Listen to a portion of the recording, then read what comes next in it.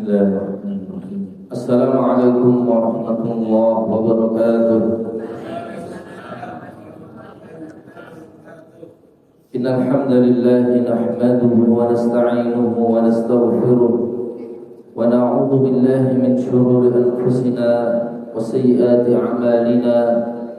May yahdihillahu fala mudilla lahu wa man yudlil fala hadiya lahu. أشهد أن لا إله إلا الله وحده لا شريك له وأشهد أن محمدا عبده ورسوله. اللهم صل على محمد وعلى آله وأصحابه ومن سار على نهجه وتمسك بسنته إلى يوم الدين وبعد. معاشر المسلمين والمسلمات جماعة Masjid Baitur Rahim hafizahumullah. Alhamdulillah, pagi hari ini kita patut bersyukur kepada Allah Subhanahu wa taala yang telah memberikan nikmat kepada kita. Kita diberikan keluangan, kelonggaran dan kemudahan untuk hadir di masjid ini dalam rangka kita beribadah kepada Allah. Kita sholat subuh berjamaah dan kita lanjutkan dengan ibadah yang lain, yaitu ibadah tafaqquh fiddin, mendalami, memahami dan menambah ilmu dan pemahaman kita tentang agama. Yang ini adalah salah satu tolak ukur kebaikan seseorang di mata Allah Subhanahu wa taala.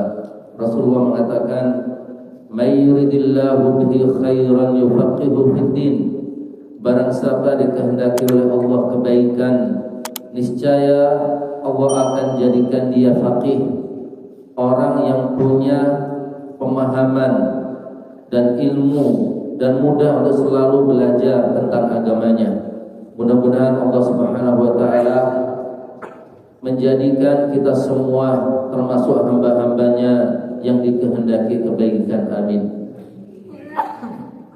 Lebih-lebih kajian kita adalah kajian tentang fikih yang merupakan bagian terbesar dari ilmu Islam.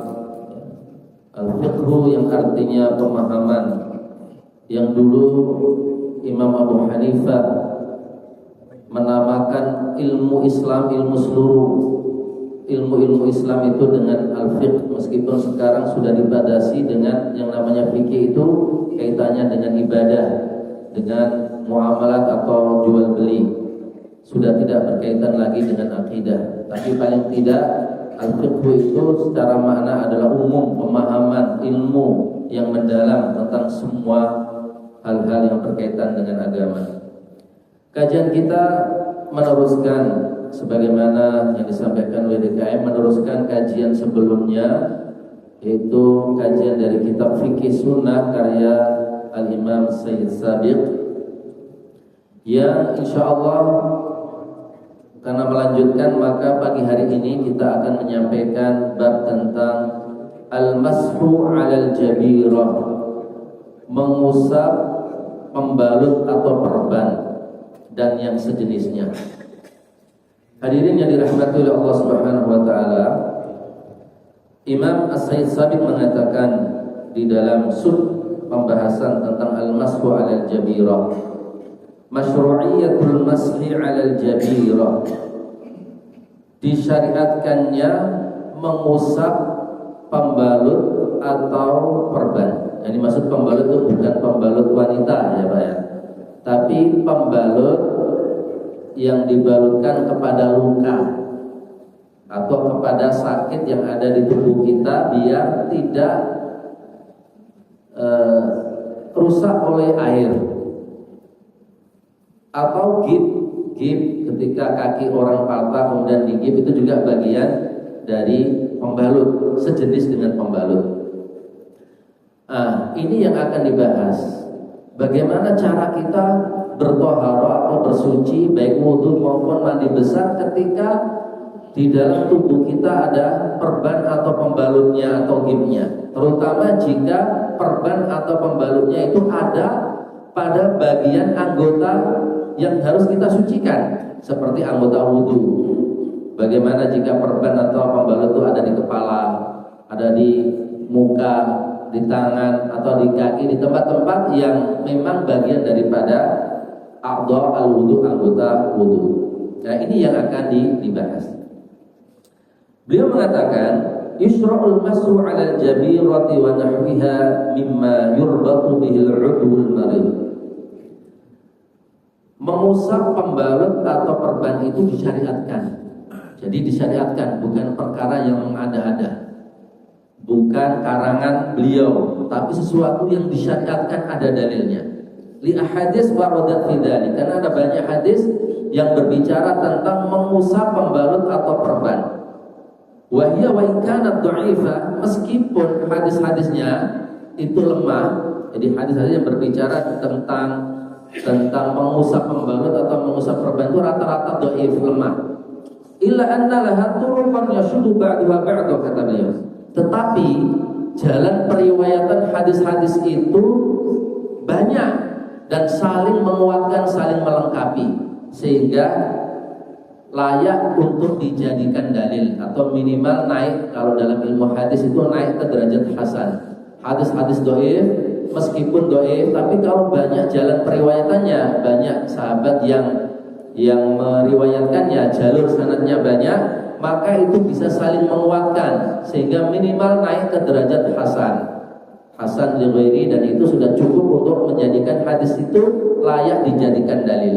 Sehingga pijakan dan dalil tentang disyariatkannya mengusap kepada perban atau pembalut itu benar dan sahih. Maka beliau mengatakan wa taj'aluha salihatan listidlali biha 'ala al-masyru'iyyah. Min hadhil ahadits hadis Jabir. Di antara hadis-hadis itu adalah hadis Jabir. Sahabat Jabir bin Abdullah meriwayatkan satu hadis yang berbicara tentang disyariatkannya mengusap perban atau pembalut. Beliau mengatakan anna rajulan asabahu hajat. Seseorang kena batu, kena timpuk batu. Apa kejatuhan batu atau dilempar batu oleh orang, wallahu alam, tidak dijelaskan. Yang penting ada orang terkena batu. Fashajjahu fi ra'sihi. Kemudian batu itu membuat luka di kepalanya. Jadi ada luka di kepalanya gara-gara terkena batu tadi itu. Tsumma ihtalama. Kemudian dia bermimpi, jadi junub, bermimpi basah. Dia ada luka di kepalanya, lalu bermimpi basah, kan harus mandi. Mandi junub kan wajib bagi orang yang bermimpi basah. Maka fasa'ala sahabahu, dia bertanya kepada sahabat-sahabat, hal tajiduna li rukhsatan fit tayammum? Apakah menurut kalian orang yang seperti aku ini, yang kepalanya kena batu, luka, kemudian harus mandi junub, apakah ada keringanan bagiku untuk bertayamum? Gak perlu mandi junub, gak perlu guyur badan dengan air. Kan mandi junub itu ya, syarat sahnya itu adalah mengguyur seluruh badan dengan air tanpa tersisa. Semua badan harus basah. Nah, apakah aku yang kepalanya ada luka, kan gak bisa aku basuh luka ini, nanti akan menjadikan luka itu lama sembuh atau sakit. Nah, apakah boleh aku tayamum? Jadi langsung tayamum, gak usah mandi junub pakai air. Faqalu, maka mereka yang ditanya itu berkata, la najidu laka rukhsah.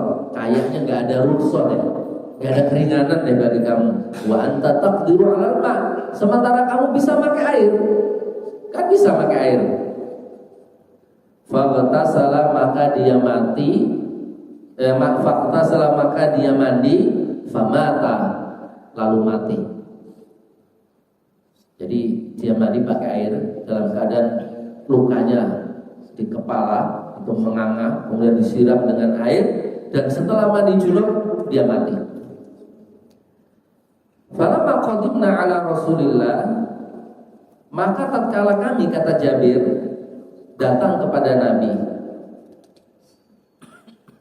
wa ukhbira bidzalika, lalu Nabi dikasih tahu tentang cerita tadi, bahwa ada seorang sahabat kepalanya ada luka besar.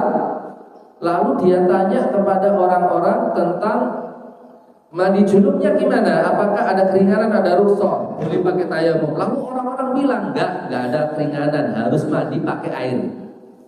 Lalu orang itu mandi pakai air, lalu mati ya Rasulullah.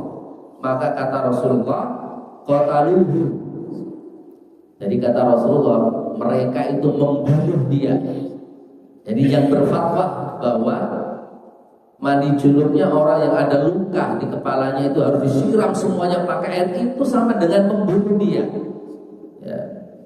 Qataluhu, qatalahumullah. Semoga Allah membunuh yang berfatwa itu, orang-orang yang berfatwa itu didoain oleh Rasulullah celaka, dimatikan oleh Allah atau dibunuh orang-orang yang berfatwa salah itu. Jadi ternyata tidak semua sahabat zaman itu mengerti tentang ilmu cara mandi bagi orang yang ada lukanya. Bisa jadi belum ada penjelasan dari Nabi, ya, bisa jadi. Atau sudah ada tapi tidak nyampe, belum nyampe hadis kepada mereka, belum nyampe pengajaran itu kepada mereka. Karena tidak semua sahabat rajin datang ke majelisnya Nabi, tidak semua sahabat datang ke majelis taklimnya Nabi di Masjid Nabawi, tidak semua sahabat selalu rajin mendengar hadis dari Nabi Muhammad SAW. Mungkin ada yang jarang datang, atau sekali-kali saja, atau bahkan nggak pernah datang. Ya, atau rajin tetapi saat diajarkan perkara yang berkaitan dengan mandi junub bagi orang yang ada perban itu, dia nggak datang, atau memang Nabi belum pernah menjelaskan, bisa jadi. Maka kata Nabi, ala sa'alu, kenapa nggak tanya? Jadi kalau nggak tahu itu nggak harus tanya, jangan diem aja. Nah, ini mengajarkan kepada kita di dalam masalah fikih, apalagi berkaitan dengan ibadah, dan thaharah itu bagian dari ibadah. Orang harus banyak bertanya, orang harus mau bertanya dan jangan malu dan gengsi, ya. Agar ibadah yang dilakukan itu benar, tidak salah, atau agar punya ilmu sehingga ketika ada orang minta fatwa bisa jawab. Tetangga bertanya tentang tata cara thaharah, kawan, istri, anak bertanya tentang masalah thaharah, bisa jawab. Kalau kita mau bertanya atau paling tidak mendengarkan ilmu, rajin mendengarkan ilmu. Idlam ya'lamu fa innama syifa'ul 'ayyi as-su'al. Kalau mereka nggak punya ilmu, nggak tahu, mestinya bertanya. Kenapa? Karena obatnya kebodohan itu adalah bertanya. Ya, ulama itu mengatakan, la yata'allamu miman. Ada dua mim yang tidak akan pernah berilmu, nggak akan pernah bisa paham dan nggak akan pernah tahu. Mim pertama adalah mustakbir, orang yang sombong. Orang sombong itu biasanya gengsi bertanya. Ya, bahkan ketika dinasihati nggak mau terima, dapat ilmu baik, apalagi yang ngajarin itu misalkan orang yang selama ini dia nggak suka atau bersaing dengan dia nggak mau terima meskipun itu kebenaran, maka ini sombong. Karena kata Nabi, al-kibru batarul haqqi, sombong itu hakikatnya adalah menolak kebenaran, menolak ilmu yang benar. Mim yang kedua adalah mustahil, orang yang malu, nggak tahu tapi nggak mau bertanya karena malu, maka nggak akan pernah bisa belajar orang seperti itu. Maka kata Nabi, kenapa nggak nanya mereka kalau nggak tahu? Jangan asal jeplak, istilahnya kalau orang Jawa. Jangan asal ngomong kasih fatwa sementara nggak punya ilmu. Ini ada orang luka kepalanya dengan luka yang besar menganga, tanya tentang cara mandi junub, kok disuruh pakai air?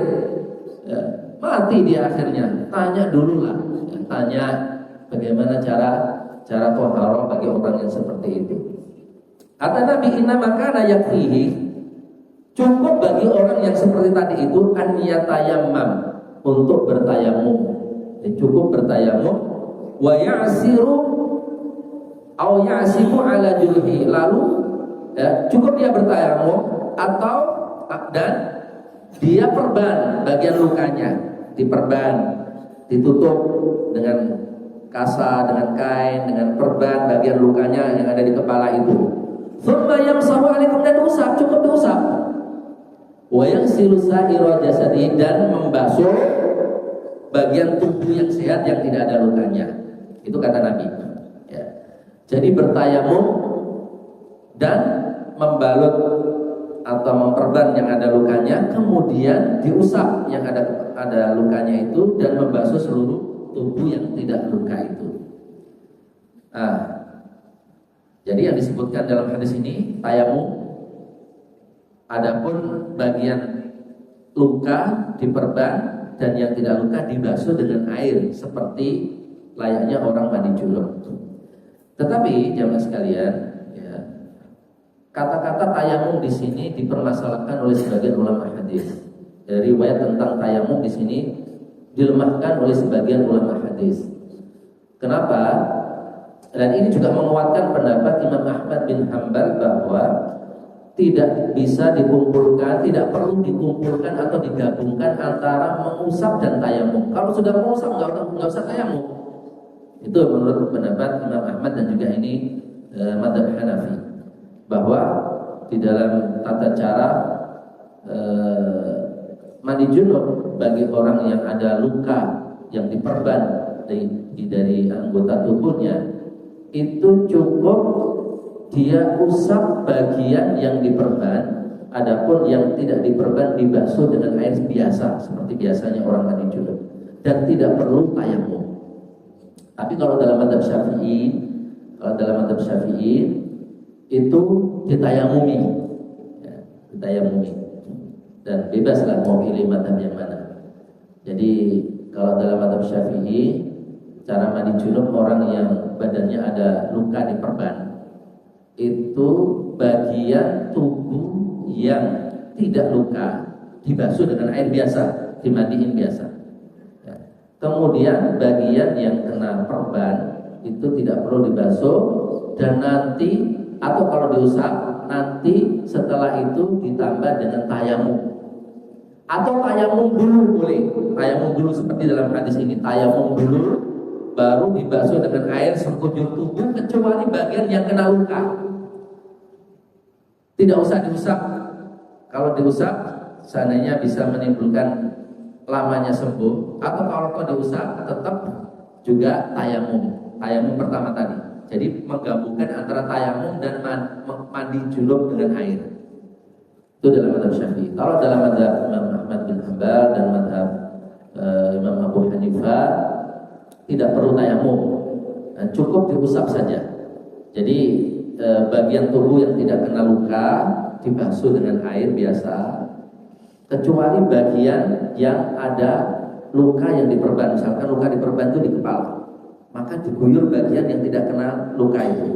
Bagian yang lain, muka, tangan, sampai sekujur sampai kaki dibasuh. Kemudian diusap saja bagian yang kena luka, yang ada perbannya. Tangan dibasahi, kemudian diusap saja. Gak perlu sampai basah banget, karena kalau basah banget nanti sampai ke lukanya, sehingga lukanya lama sembuh. Cukup tangan diusap dengan air, dibasahi dengan air, kemudian diusapkan ke perban, udah selesai. Dan gak perlu tayamum. Lebih mudah mana berarti, Pak? Mandi junub plus tayamum, atau mandi junub saja dan yang kena perban diusap? Itu pilihan, silakan. Yang bermadzhab Syafi'i bisa tayamum plus mengguyur badannya dengan air. Yang ikuti madzhab Imam Abu Hanifah atau Imam Ahmad, cukup bagian yang kena perban diusap saja dan selebihnya dibasuh dengan air dan sudah selesai dan sah sholatnya, dan tidak perlu tayamum. Jadi tidak perlu menggabungkan antara tayamum dengan mandi pakai air. Karena menurut yang berpendapat tidak perlu tayamum, kata tayamum di sini dipermasalahkan, yaitu lemah atau dhaif. Ya, meskipun sebagian ulama yang lain mensahihkan. Makanya kemudian dalam mazhab Syafi'i itu diamalkan. Kenapa tetap harus menggunakan air pada bagian yang tidak terkena luka? Karena Allah mengatakan dalam Al-Quran, dalam surat At-Taghabun, fattaqullaha mastata'tum. Bertakwalah kalian sesuai dengan kemampuan kalian. Maka bagian-bagian yang kita mampu bertakwa, kita harus bertakwa. Kalau itu kita terapkan dalam konteks mandi junub bagi yang ada perbannya, maka dia mampu untuk mandi junub pada bagian-bagian yang tidak kena perban dengan air. Mampu dia. Karena mampu gak boleh ditinggalkan. Adapun yang gak mampu gak usah disiram. Kan kata Allah, bertakwalah kepada Allah semampu kalian. Ketika gak mampu jangan. Bagian yang mampu kita lakukan, yang tidak mampu tidak kita lakukan. Yang mampu kita siram dengan air, itu bagian yang tidak kena luka, tidak ada perban. Adapun yang perban kita nggak mampu mengguyurnya dengan air, karena akan membuat luka semakin parah atau lama sembuhnya. Maka nggak mampu, maka cukup diusap saja. Atasnya perban diusap nggak perlu diguyur. Tangan dibasahi kemudian diusap saja, dan nggak perlu basah banget. Yang penting diusap. Sama seperti orang mengusap kaos kaki. Nah, sebelum ini kan ada pembahasan masuk ya, mengusap kaos kaki. Nah, itu sama seperti itu. Kan kalau kita sedang pakai kaos kaki dalam pelajaran tentang mengusap kaos kaki, kalau kita pakai kaos kaki yang rapat, tidak transparan, tidak ada lubangnya, dalam keadaan kita berwudu, kemudian nanti batal kita wudu lagi, maka saat giliran membasuh kaki, nggak perlu kaki dilepas, boleh tidak dilepas, boleh cukup kita membasahi tangan dan diusap kaos kaki itu bagian atasnya. Nah, seperti itu saja. Tangan dibasahi kemudian diusap. Nah, seperti itu kita mengusap perban, tangan dibasahi kemudian perban itu diusap. Jadi bagian yang kita mampu membasuhnya dengan itu tetap kita basuh. Jangan kemudian ada luka atau ada perban di bagian tubuh kita mandi junub langsung pilih tayamum, nggak boleh. Karena kita mampu mengguyur air pada bagian-bagian yang tidak ada perbannya. Sementara Allah mengatakan bertakwalah kepada Allah sesuai dengan kemampuan kalian. Yang kalian mampu bertakwalah. Bagian yang kalian tidak mampu melakukannya maka boleh tidak melakukan pada saat itu. Nah, itu dalam konteks mandi junub berarti bagian tubuh yang tidak ada perbannya kita tetap siram dengan air, dan ada perbannya kita tidak mampu menyiramnya dengan air, maka cukup kita basahi tangan kita dan kita usap pada perban itu. Juga kaidah fikih mengatakan la yasqutul maisur bil ma'sur. Perkara yang mudah tidak gugur hanya gara-gara ada yang sulit. Bercampur antara yang mudah dan yang sulit. Maka yang sulit tidak menggugurkan yang mudah. Itu kaidah fikih. Dalam konteks mandi junub, bercampur antara perkara mudah dan perkara susah, perkara sulit. Perkara sulit adalah ada yang luka di bagian tubuh kita, di perban. Perkara yang mudah, bagian yang lain yang tidak luka, itu mudah untuk kita basuh dengan air. Berarti bercampur antara sulit dan mudah. Maka kaidah mengatakan la yasqutul maisur bil ma'sur. Yang sulit tidak boleh gugur gara-gara yang mudah tidak boleh gugur gara-gara ada yang sulit. Jadi membasuh bagian yang tidak terkena luka, tidak ada perbannya dengan air itu mudah, nggak boleh gugur. Nggak boleh gugur hanya karena ada kesulitan gara-gara bagian tubuh kita ada yang diperban. Maka yang mudah tetap dibasuh dengan air, tidak gugur. Tidak gugur artinya tidak kemudian pindah dengan tayamum, nggak pakai air, tidak. Tetap pakai air pada bagian yang kita mampu melakukannya. Yang tidak mampu melakukannya, maka itu saja yang gugur. Adapun yang mudah tidak gugur. Itu penerapan kaidah fikih. La yasqutul maisur bil maksur. Perkara yang mudah tidak gugur hanya karena ada yang sulit. Atau ada kaidah lain mengatakan ma la yudrak kulluhu la yudrak kulluhu. Perkara yang nggak semuanya bisa disempurnakan, diambil sempurna, maka nggak boleh ditinggalkan semuanya juga, nggak boleh. Ya, kita nggak bisa membasuh seluruh tubuh kita secara sempurna karena ada perban. Maka tidak boleh ditinggalkan semua, nggak boleh benar ditinggalkan semua tayamum, nggak boleh. Yang bisa kita lakukan yaitu bagian yang tidak kena luka kita basuh dengan air. Bagian yang kita tidak bisa melakukannya, nah itu boleh ditinggalkan dan diganti dengan diusap. Tangan dibasahi kemudian diusapkan. Juga dikuatkan dengan kaidah fikih yang lain, ad-darurat tubihul mahdurat. Darurat itu membolehkan hal yang dilarang. Kan nggak boleh sebenarnya orang mandi junub itu cuma mengusap. Mandi junub itu syaratnya adalah mandinya mengalirkan air. Sama seperti wudu. Wudu itu harus mengalirkan air, nggak boleh diusap saja. Usap itu cuma rambut. Tapi kalau badan yang lain harus diguyur, harus ada air mengalir. Paling nggak kalau nyidup pakai tangan ada air yang menggenang, kemudian kita alirkan. Nah, bukan basah, membasahi tangan kemudian diusapkan. Nah, ini masyhur namanya. Itu hanya berlaku pada kepala, pada rambut. Tapi kalau muka, tangan, kaki itu membasahi.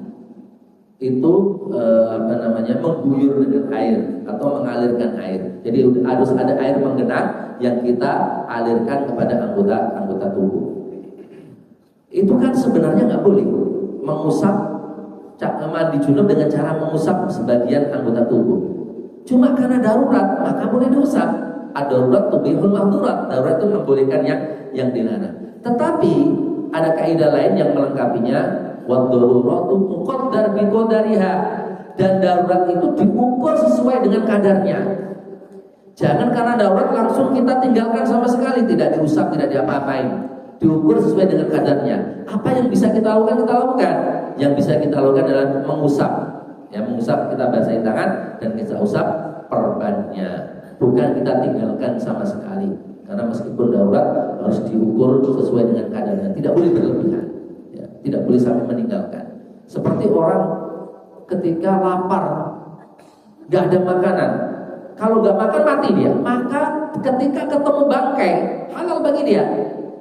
Kaidah mengatakan ad-darurat tubihul mahdurat. Darurat itu membolehkan yang haram. Tetapi ad-darurat tuqaddar biqadariha. Darurat itu diukur sesuai dengan kadarnya, enggak boleh berlebihan. Maka boleh dia makan bangkai sekedar untuk mengganjal perut biar tidak mati. Enggak boleh berlebihan sampai kenyang-kenyangan, enggak boleh. Itu cara penerapan ad-darurat tubihul al-mahdurat. Jadi tidak begitu mutlak bebas. Karena ada darurat kalau boleh bebas, tidak. Tapi diukur sesuai dengan kadarnya. Nah, itu dalam konteks kita mandi junub saat ada perban di bagian tubuh kita, maka kita boleh meninggalkan, tidak membasuh bagian yang ada luka karena ada perbannya, ya, tapi tetap diusap karena itu batas minimal yang bisa kita lakukannya, dan itu tidak menimbulkan rusaknya luka kita atau menambah parah lukanya kita tinggalkan sama sekali. Itu berkaitan dengan mandi junub. Jamaah dirahmati Allah. Bagaimana kalau wudu? Sama. Kalau wudu sama juga. Jadi misalkan begini, kita mau wudu sementara di tangan kita. Kalau tadi contoh kepala, di tangan kita ada perban, terutama bagian yang anggota wudu. Kalau tangan berarti sampai siku. Di sini misalkan di lengan ini ada perban. Nah, kita wudu biasa saja, pakai air, bukan tayamum, karena masih bisa kita basuh bagian yang tidak kena perban. Gak boleh langsung tayamum. Tayamum itu kecuali kalau pakai air dia sakit. Kata dokter kalau kamu pakai air tambah sakit, nah itu baru pakai tayamum. Seperti demam, nah itu pakai tayamum langsung. Ya. Tapi ini tidak demam, hanya ada luka di perban, maka nggak boleh tayamum. Maka tetap harus wudu dengan air. Wudu dengan air biasa, tangan dicuci, kemudian berkumur, kemudian menghirup air ke hidung dan dikeluarkan, kemudian mencuci muka. Nah, giliran tangan, maka yang tidak ada perbannya dibasahi dengan air, diguyur dengan air biasa. Nah, ditinggal bagian yang ada luka, yang lain tetap pakai air diguyur, dibasahi, dialirkan air itu ke bagian anggota tangan yang merupakan bagian anggota wudu. Kemudian yang ada perbannya cukup diusap, tangan dibasahi, diusapkan ke bagian perban saja. Nah, setelah itu lanjut ke kepala, telinga, kemudian kaki, sama seperti biasanya, yaitu dibasuh pakai air diguyur. Udah selesai. Cuma bagian yang terkena luka diusap saja, tangan dibasahi, diusap, itu cukup.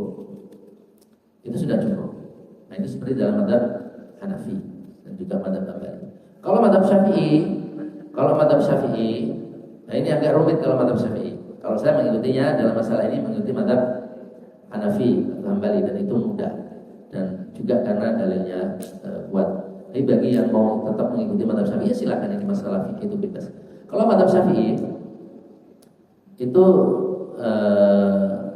ditayamumi bagian yang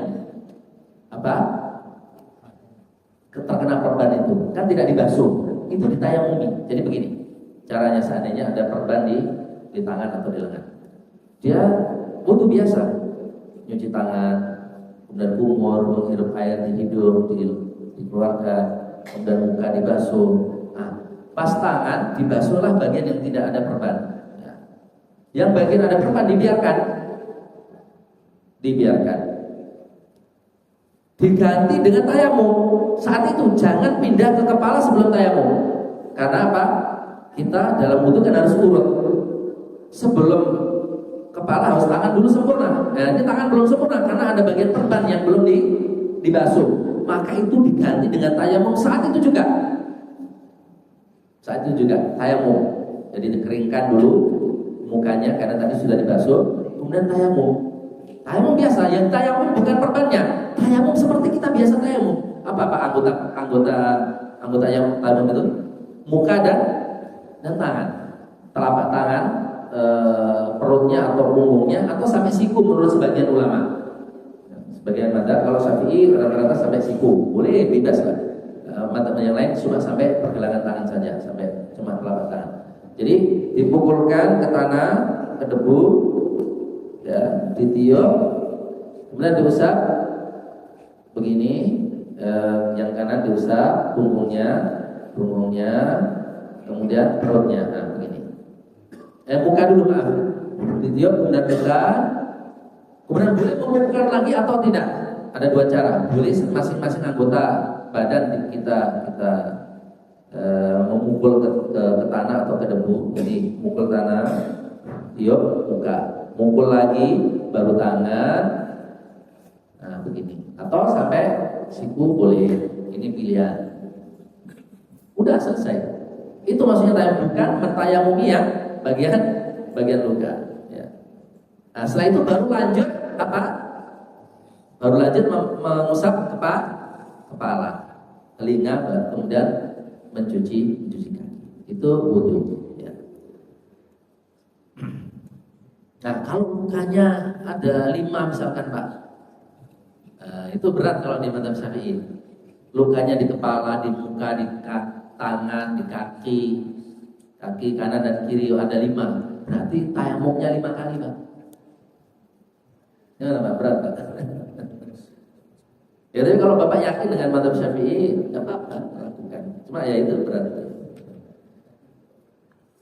Kalau saya enggak begitu ya. Kalau saya ini pilihan saja bebas. Dan saya memilih bukan karena cari mudah-mudahnya bukan. Tapi memang dari sisi masalah dalil tadi itu. Jadi kata tayamum dalam hadis itu dianggap oleh sebagian ulama. Tapi ini khilaf, perbedaan pendapat dan harus saling menghargai. Baik, berikutnya hukmul masri, hukum mengusap pembalut atau perban dalam thaharah. Hukmul masri 'ala jabir al-wujub, hukumnya wajib mengusap. Fil wudu wal ghusl, baik dalam wudu maupun dalam mandi itu wajib diusap. Meskipun tidak dibasuh dengan air diguyur, harus diusap. Perbannya tadi harus diusap, yaitu tangan dibasahi dan diusapkan perbannya. Badalan min ghuslil 'udwi minal marid aw masih, sebagai ganti, jadi mengusap tadi sebagai ganti daripada mengguyur dengan air. Mata yajibul mashu, kapan wajib mengusap? Wajib mengusap man bihi jiruhatun aw kasrun wa aradal wudu aw wil ghusl. Wajib ketika di dalam anggota thaharah, anggota berwudu atau mandi junub itu ada luka atau ada sakit yang diperban, maka wajib saat itu mengusapnya. Ya. Ketika tidak mengguyurnya dengan air, maka wajib diusap. Adapun bagian yang tidak terkena luka atau tidak ada perbannya, maka tetap wajib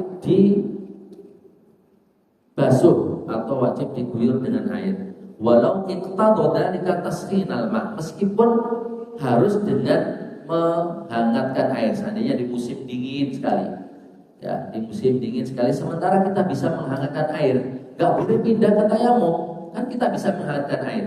Nah ini berlaku di negeri yang ada musim dinginnya, kalau di Indonesia nggak ada. Jadi musim hujan pun kita masih mampu, musim dingin Indonesia kan musim hujan kan berarti kan, itu masih mampu kita mandi pakai air, mandi junub pakai air, ya. Tidak dingin. Tapi kalau kayak di Arab misalkan, itu dingin terkadang sampai 2 derajat. Ya. Saya pernah mengalami itu -2 dulu. Kalau sekarang jarang. Sekarang paling kecil 5 derajat. Nah, dulu awal-awal saya di sana pernah mengalami -2 atau 3. Itu Kita malamnya naruh air di timba, paginya habis subuh Pak membeku saat itu. Nah, ketika kita nggak punya pemanas air, rata-rata di sana rumah, apartemen itu ada pemanasnya, rata semuanya, kecuali sedang rusak. Itu sebagian seperti kebutuhan pokok. Maka harus kita panaskan. Dan jangan pindah ke tayamum gara-gara takut dingin, takut sakit gara-gara dingin. Kalau kita punya pemanas, panasin air hangat, nah baru kita mandi junub. Kecuali nggak punya, miskin banget, nggak punya alat untuk memanaskan air, tapi kalau nggak punya pemanas air di kamar mandi, minimal punya kompor untuk memasak. Nah itu juga perlu dilakukan. Ya. Kita berusaha dulu untuk melakukannya dengan air. Kalau nggak bisa sekali baru tayamum. Kalau nggak ada semua kompor juga nggak ada, semuanya nggak ada, dan air dingin sekali. Kalau kita mandi takut sakit, nah nggak apa-apa kalau itu tayamum. Nah, tapi ketika ukuran-ukuran yang kita perkirakan itu nggak membuat kita sakit kalau mandi pakai air dingin, maka kita harus tetap pakai air. Ya, kita ukurlah diri kita, kemampuan diri kita. Jadi kata beliau tetap menggunakan air pada bagian yang tidak ada perbannya, yang diusap cuma yang bagian perban saja. Berikutnya jamaah yang dirahmati Allah Subhanahu wa taala, mubtilatul masih, hal-hal yang membatalkan usapan tadi itu. Yubtilul masha ala jabira. Jadi setelah kita wudu dengan cara mengusap bagian yang terkena luka yang diperban tadi itu. Nah, apa yang membatalkan toharo kita? Di antara yang membatalkan toharo kita, toharo yang dilakukan dengan mengusap perban itu adalah kata beliau binasriha. Ketika perbannya sudah kita lepas, maka batal toharo kita. Berarti kalau mau sholat wudu lagi. Jadi batal dengan apa? Dilepasnya perban min makaninya. Au sukuti atau jatuh perbannya sudah lepas. An maudhiha, maka batal toharo kita lepas karena sudah sembuh atau lepas sendiri karena jatuh, maka batal toharo kita sehingga harus diulang lagi toharo. Ini menurut madhab yang dipilih oleh Said Sabiq. Ya.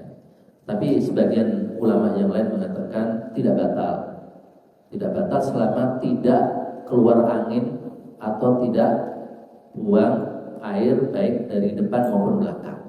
Selama tidak terjadi sesuatu yang membatalkan toharo yang umumnya, yaitu buang hajat atau pipis atau keluar angin, selama itu tidak terjadi atau tidak tidur, terutama tidur yang panjang itu membatalkan wudu, selama itu tidak terjadi, meskipun perbannya jatuh atau lepas, tidak batal wudunya, tetap sah wudunya. Itu menurut sebagian ulama. Tapi dalam pendapat yang dipilih Sabiq dalam kitab ini, beliau mengatakan batal dengan lepas atau jatuhnya perban itu. Ya.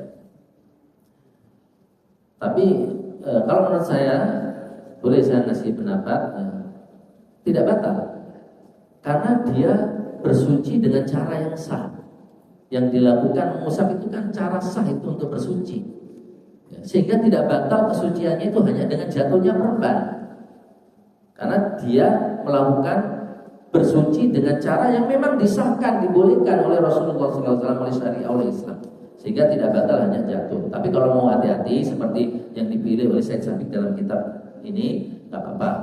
Ingin hati-hati berarti kalau perbannya jatuh berarti batal wudunya, harus diulang lagi wudunya. Berikutnya jamaah dirahmati Allah, itu mengusap pembalut. Pembahasan berikutnya adalah sholatu faqidi thaharaini. Sholatu faqidi at-tahuraini.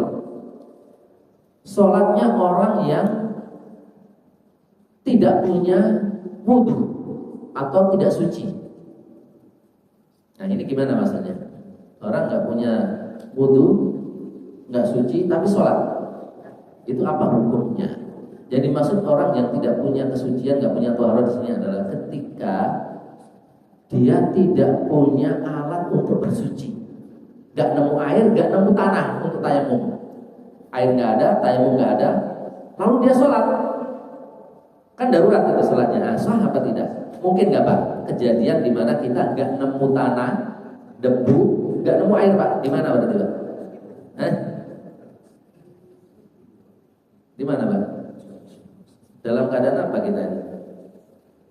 Lagi terbang kali ya? Terbang itu nggak ada air, nggak ada debu. Apa? Di mana kira-kira? Katakanlah ada kita dalam situasi di mana nggak nemu air, nggak nemu debu untuk tayamum. Kalau nggak ada air kan kita boleh tayamum, tapi nggak ada debu juga. Maka sholat tetap harus dilakukan, tetap wajib dilakukan sholat itu. Karena kewajiban sholat itu lebih utama ketimbang sholat harus suci. Kalau ada dua pilihan, Pak, kalau ada dua pilihan, ini dibahas dalam fikih prioritas. Pilihan pertama, sholat saja tapi tidak bersuci, tidak wudu, tapi sholat. Pilihan kedua, tidak sholat, nunggu saat ada air tapi di luar waktu sholat. Duhur misalkan, sholat duhur di waktunya tapi tidak bersuci, atau sholat duhur bersuci tapi di waktu asar, nemu airnya, nemu tanah setelah lewat waktu duhur, sudah waktu asar. Mendingan mana, Pak? Nah, ini mending mana? Mending sholat duhur tapi di waktunya tanpa wudu, atau sholat duhur dengan wudu tapi di luar waktu duhur. Pilih mana? Tepat waktunya. Tepat waktunya, ya betul. Dalam fikih prioritas yang dipilih adalah sholat tepat waktunya. Maksudnya masih ada di waktunya, meskipun tidak tepat saat adzan ya enggak. Yang penting masih di waktu duhur. Itu harus dipilih. Dalam ilmu maqasidus syariah, ini pembahasan dalam maqasidus syariah. Jadi daruriyat kebutuhan hajat manusia, kebutuhan itu ada dibagi tiga. Ada daruriyat, ada hajat, ada tahsiniyat. Daruriyat itu darurat, emergency. Hajat itu kebutuhan tapi tidak darurat. Ketiga, tahsiniyat hanya aksesoris, pelengkap. Bersuci saat ibadah itu masuk kategori pelengkap. Meskipun wajib tapi pelengkap. Maksudnya apa? Jika bertentangan, bertemu antara kebutuhan darurat dan pelengkap, maka yang dibenarkan apa? Darurat. Sholat di waktunya itu darurat, daruri. Ad-daruriyatul khams. Itu masuk kategori ad-darur yang disebut dengan ad-daruriyatul khams itu. Darurat 5. Yang pertama menjaga agama. Menjaga agama di antara menjaga sholat. Sholat tetap dijaga. Ya, meskipun tidak berwudu karena memang tidak ada alat untuk berwudu saat itu. Nah, ini harus dimenangkan daripada harus memenuhi kebutuhan pelengkap tapi menjadikan sholat keluar waktunya.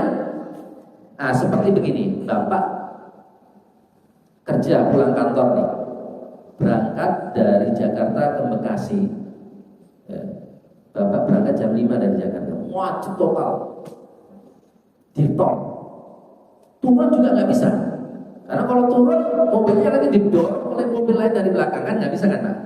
Nyampe Bekasi dipastikan setelah maghrib misalnya, karena macet total. Sementara belum sholat seandainya, meskipun ini teledor ini, masa sih pulang jam 5 belum sholat asar kan?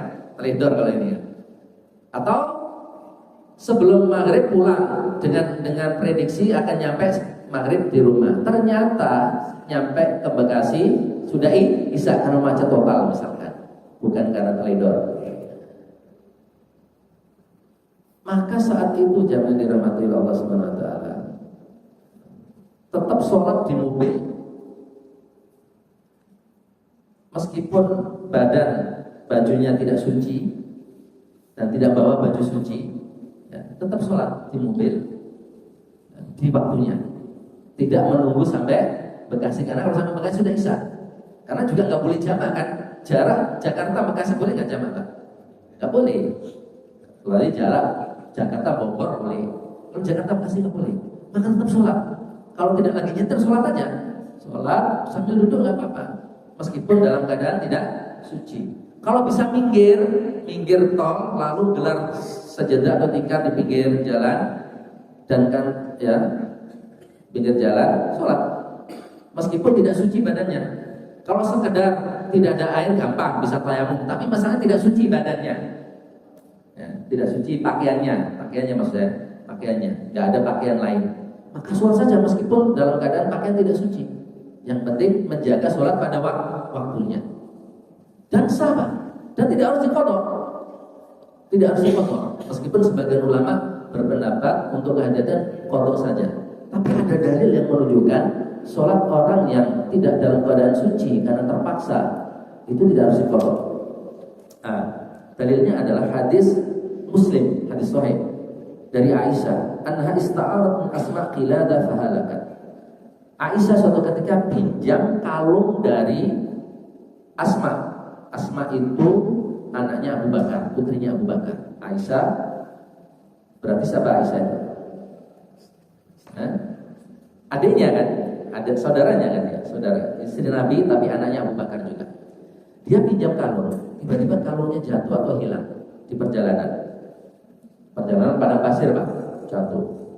Fa'arsala Rasulullah SAW nasan min ashabi fi tulabiyah. Maka Nabi mengutus orang untuk mencari kalung itu. Ya susah nyari kalung di perjalanan di tengah padang pasir. Fa'adrukathum as-salatu fasallu bi ghairi wudu'. Lalu datang waktu sholat, kemudian mereka sholat tanpa wudu. Saat itu belum turun ayat tayamum, Pak. Belum turun ayat tayamum. Belum ada aturan kalau nggak ada air bertayamum. Maka ketika orang-orang yang nyari kalung tadi itu nggak nemu air saat datangnya sholat, maka mereka sholat saja tanpa wudu karena nggak ada air. Dan belum ada aturan harus bertayamum kalau nggak ada air, belum turun ayat tentang itu. Falamma atau Nabi, setelah mereka pulang ke Madinah, ngasih tahu kepada Nabi, menceritakan kepada Nabi, ya Nabi, kami tadi sholat tanpa wudu karena nggak ada air. Jadi ngadu kepada Nabi, gimana ya Nabi? Fanazalat ayat tayamum, baru turun ayat tayamum saat itu. Faqala Usaid bin Hudair, maka Usaid bin Hudair bilang, jazakallahu khairan. Nah, sepertinya yang diantara yang nyari kalung itu namanya Usaid bin Hudair. Itu diantara yang mencari kalung yang sholat tanpa wudu itu. Semoga Allah membalas engkau wahai Muhammad, Nabi Muhammad dengan balasan yang baik. Fa wallahi ma nazala biha amrun qattun illa ja'ala Allahu laka min makhraja. Demi Allah, tidak ada urusan atau perkara atau masalah kecuali Allah selalu menurunkan solusinya kepadamu. Kami punya masalah di tengah padang pasir, nggak ada air, kami sholat, akhirnya bingung, akhirnya sholat saja tanpa wudu. Ternyata Allah kasih solusi setelah itu, yaitu tata cara jika begitu adalah tayamum. Dari baru turun ayat tayamumnya. Tapi mereka sudah sholat, selesai. Sholat sudah tanpa wudu. Wa ja'ala lil muslimina minhum barakah. Fa haula'i sahabat shallu hina 'adimu ma ju'ila lahum tawrah. Maka para sahabat ini sholat tanpa bersuci. Syakudali kali Nabi SAW falam yungkirhu alaihi. Jadi sahabat-sahabat yang mencari kalung kemudian sholat tanpa wudu ini ketika melapor kepada Nabi, Nabi tidak mengingkari apa yang mereka lakukan dan tidak memerintahkan mereka mengulangi sholat. Berarti sholatnya sah apa tidak? Sah. Berarti sholat tanpa wudu dalam kondisi terpaksa, tidak ada air dan belum turun ayat tayamum itu sah. Sama seperti kita saatnya tidak ada air, tidak ada tanah, tidak ada debu, lalu kita sholat saja tanpa wudu, sah sholat kita dan tidak harus mengulang. Seandainya harus mengulang, pasti Nabi memerintahkan sahabat yang sholat tanpa wudu mengulang. Tapi Nabi tidak memerintahkan untuk mengulang atau mengqadha, tidak diperintahkan oleh Nabi di dalam hadis ini. Kata Imam An-Nawawi, Imam Nawawi itu imam besar dalam madzhab Syafi'i yang punya Al-Majmu', Syarhul Muhadzab, yang punya syarah Sahih Muslim, banyak ulama besarnya Imam Syafi'i yang sering jadi rujukan oleh para murid-murid Imam Syafi'i, itu mengatakan wa hadza aqwal dalilan, dan pendapat ini adalah pendapat yang lebih kuat, yaitu apa? Kalau orang terpaksa nggak ada air, nggak ada tanah, kemudian sholat tanpa wudu, maka sholatnya sah dan tidak harus mengulang, tidak harus mengqadha. Maka dalam konteks yang saya ceritakan tadi, sholat di jalan karena pakaian kotor, tetap sholat saja, meskipun pakaian najis karena tidak ada ganti. Sementara kita harus menjaga sholat tepat waktu, maka ketika nyampe rumah nggak harus dipotong, Pak, sudah sah sholatnya, sudah sah. Baik jamaah sekalian, itu saja yang bisa saya sampaikan dan hari ini. tentang maskul jabirah, mengusap pembalut, dan hukum sholat tanpa bersuci ketika dalam kondisi emergensi atau terpaksa. Wallahu a'lam bishawab. Baik, terima kasih. Ini dari Bapak ada pertanyaan. Silakan. Cukup ya. Terima kasih Ustaz Andi. Bismillahirrahmanirrahim. Narasi menarik dari Ustaz pagi ini, bertakwa kepada Allah sesuai kemampuannya. Yang sulit tidak menggugurkannya. Bagian yang benar. Masih terkait dengan wudu di luar pembalut. Jika ada cat atau lem yang kuat menempel pada bagian wudu, tidak banyak sih, sedikit misalnya di tangan atau bagian telapak kaki. Apakah harus menghilangkan dulu cat atau lem yang menempel pada bagian wudu tersebut baru berwudu, atau bolehkah langsung kita berwudu? Itu saja, terima kasih. Ya. Allah mengatakan fattaqullaha mastata'tum. Bertakwalah sesuai kemampuan. Maka apa yang kita mampu kita lakukan. Kira-kira dalam konteks yang Bapak tanyakan, mampu nggak kita menghilangkan cat dulu? Mampu nggak?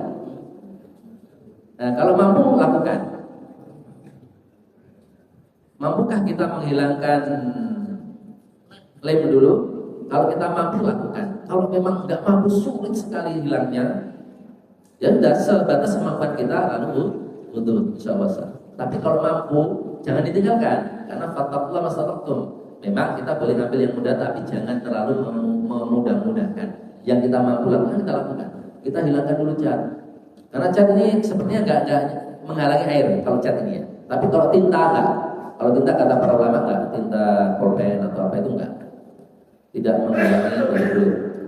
Tapi kalau cat, ya, banyak orang mengatakan itu menghalangi, termasuk lem yang seperti apa, lem yang dijual di jalan 5.000 itu kuat banget itu benar-benar menghalangi kulit itu harus dihilangkan dulu, hilangkan dengan cara apapun yang semampu kita. Kalau harus pakai minyak dulu. Jadi jangan langsung ambil yang mudahnya.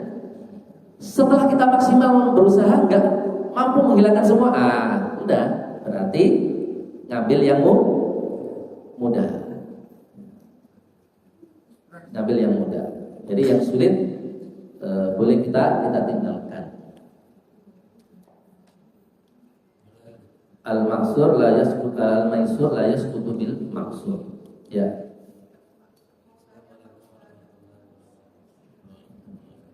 Siapa dulu ini? Tanya Pak Ustaz. Assalamualaikum warahmatullahi wabarakatuh. Pertanyaan saya Pak Ustaz, apakah wajib seorang muslim itu mengikuti salah satu mazhab, ataukah boleh juga kita suatu saat mengikuti salah satu mazhab, misalnya Syafi'i, kemudian di lain waktu kita mengikuti mazhab Hanafi? Mohon penjelasannya. Terima kasih. Assalamualaikum warahmatullahi wabarakatuh. Langsung aja Bapak. Masih ada kaitan dengan kata baru. Ini masalah tato atau tangan. Sekedar itu. Kalau memang tidak bisa hilang, bagaimana? Harus ditulis, diusahakan supaya ada pendidikan. Apakah saya demikian sekali?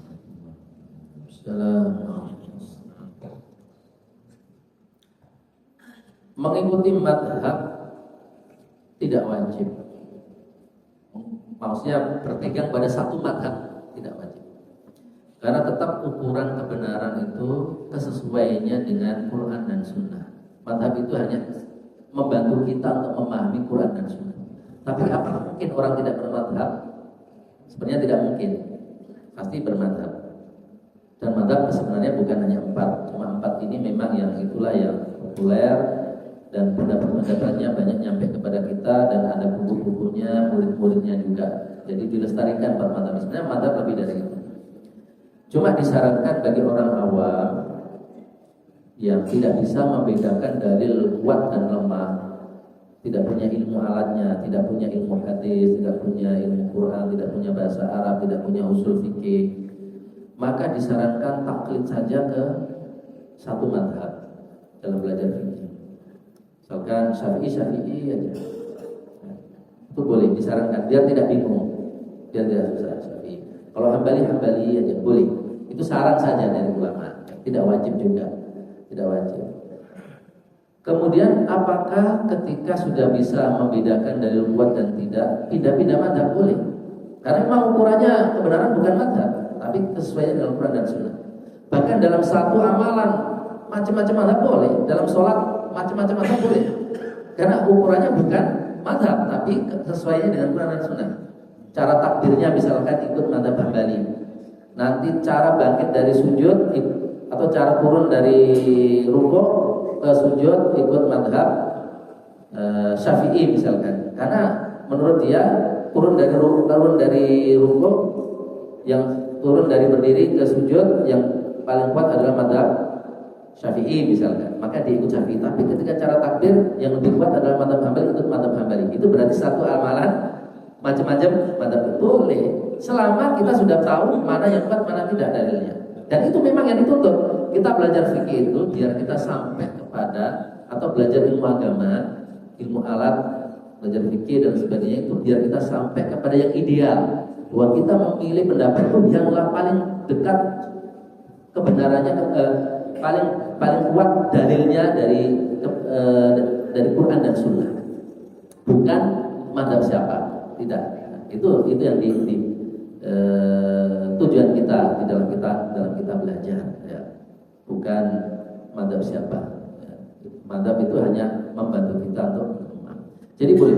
Yang tidak boleh adalah pilih-pilih yang enak-enak dari setiap mazhab.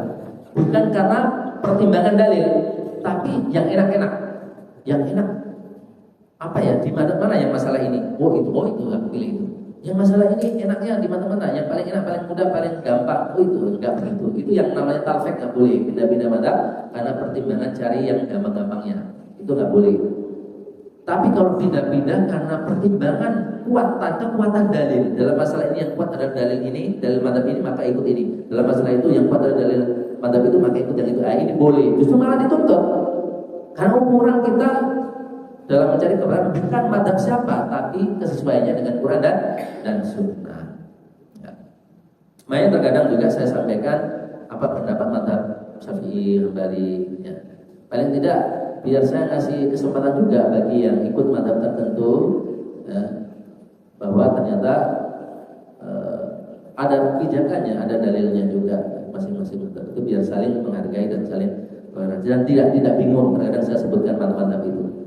Jangan sampai nanti, kok beda dengan yang aku pelajari, biar tidak seperti itu. Ternyata ini beda-beda mazhab. Ya. Jadi itu Bu ya, itu Bu. Ya. Kemudian tato. Kira-kira tato itu menghalangi air nggak Pak dari kulit? Menghalangi. Ya. Kalau bisa dihilangkan. Tapi kalau susah dihilangkan atau dihilangkan tapi tidak bisa full, ya sudah kita hanya melakukan sesuatu yang kita mampu. Makanya kalau bisa ya jangan pakai tato. Mungkin kita tatonya dulu sebelum hijrah, misalkan kita pakai tato ya.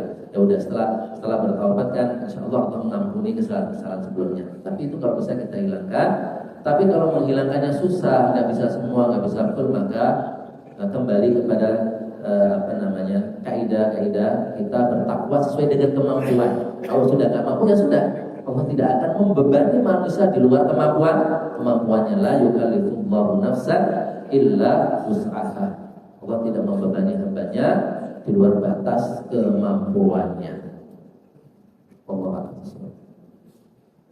Bapak Ibu, kalau ada pertanyaan lagi, sudah cukup. Baik, Ustaz, mau berdoa untuk ini. Baik, kita tutup kajian kita dengan doa kepada Allah Subhanahu wa taala. Juga asyhadu an la ilaha illallah wa astaghfiruka wa atubu ilaik. Assalamualaikum warahmatullahi wabarakatuh. Waalaikumsalam warahmatullahi wabarakatuh. Terima kasih atas kehadiran Bapak dan selanjutnya mari kita